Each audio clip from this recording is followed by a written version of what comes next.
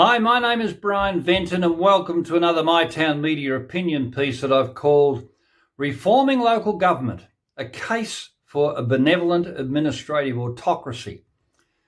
Australia's local government system, in my view, is at the crossroads. Across the country, including in Queensland, communities are witnessing the dysfunction that arises from partisan influence, voting blocs and unaccountable third-party policy interference. It's time to revisit how local governments operate, particularly the structure and function of governance under the Local Government Act of Queensland 2009, which is my particular focus here.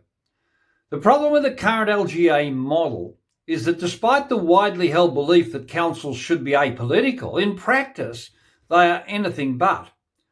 Local government authorities, LGAs, are increasingly subject to political interference, often influenced by unelected and largely unaccountable entities such as the Local Government Association of Queensland, the LGAQ, or the Australian Local Government Association, the LGA, the national body, and the Council of Australian Local Councils, the CALC, that's based in Canberra.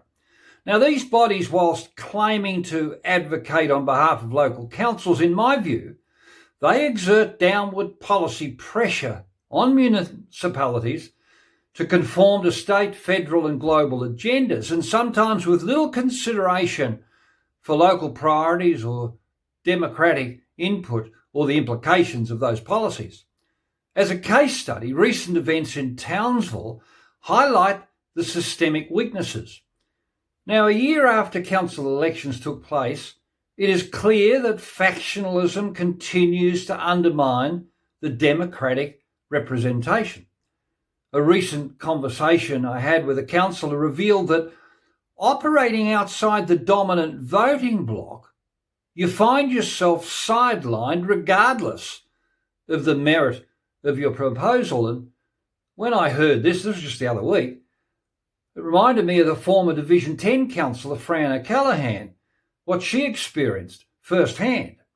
She was so incensed by the system that she decided to run for mayor, but unfortunately she got ill and had to withdraw from the race. But the newly elected mayor, Troy Thompson, his current suspension, operational for 12 months, is also symptomatic of this deeper governance dysfunction. Now, when elected officials, particularly those chosen directly by the council, are systematically obstructed or sidelined, the integrity of the entire system comes into question. So what can be done about it? Well, in response to these challenges, I've been thinking, and I propose a reformed governance model that I've called a Benevolent Administrative Autocracy, or a BAA. Now, no, this is not a dictatorship. Rather, the BAA is a model whereby the mayor, who is directly and democratically elected by the public, is given or bestowed an administrative autonomy to make final decisions on council matters, guided by transparent, open deliberations with councillors acting in an advisory, not in a voting capacity. Now, unlike a traditional autocracy, the mayor's authority would be constrained by democratic accountability, transparency, and an expectation of benevolence, showing a clear demonstration he or she is acting in the best interests of the governed. And I think that is observable. Should, obviously, someone fail to meet those expectations, voters obviously would retain the democratic right to remove them at the ballot box every 4 years.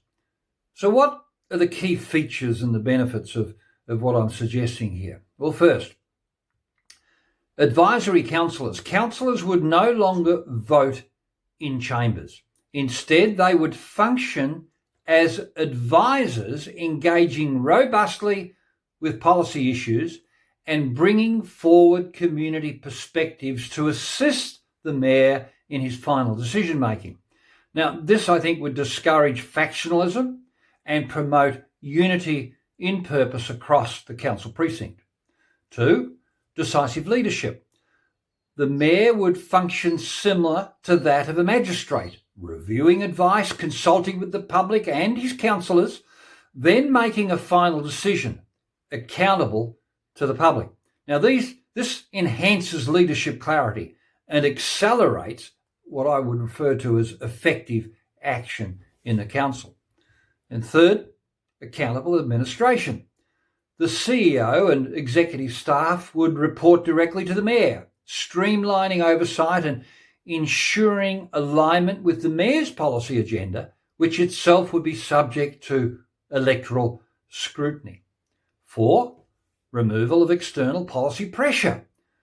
By replacing peak bodies like the LGAQ and the ALGA with an annual non-voting Council of Mayors conference with the state government, mayors would retain a forum for collaboration without surrendering authority to all these unaccountable and peripheral lobby groups.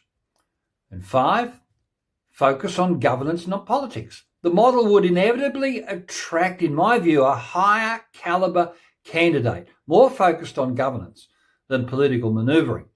A clearly defined leadership structure would reduce internal politicking and raise the standard of public service delivery. So why effectively is the change necessary? Well, it's often said that councils are responsible for rates, rubbish and roads. And whilst this shorthand descriptor captures their essential services, the reality of local government is a lot more complex. We all know that. Councils are stewards of economic development, urban planning, environmental management, tourism and community well-being. And such responsibilities demand a more efficient, less politicised model of governance. Now, I know past referendums have rejected placing local governments within the Constitution, but that shouldn't prevent us from reforming how they operate at a local level. Councils are intrinsic to state-based jurisdictional governance and deserve a model that prioritises good decision-making, democratic legitimacy, and effective administration. Now, I think it's a reasonable question to ask ourselves whether the current system is still fit for purpose. The repeated failures of governance in many LGAs suggest that it is not.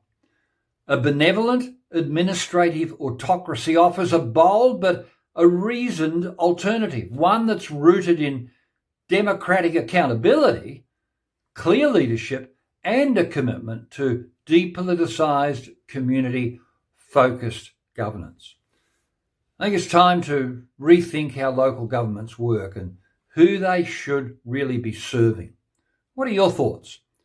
Thanks for watching, and remember, the things that appear are not always as they seem. Bye.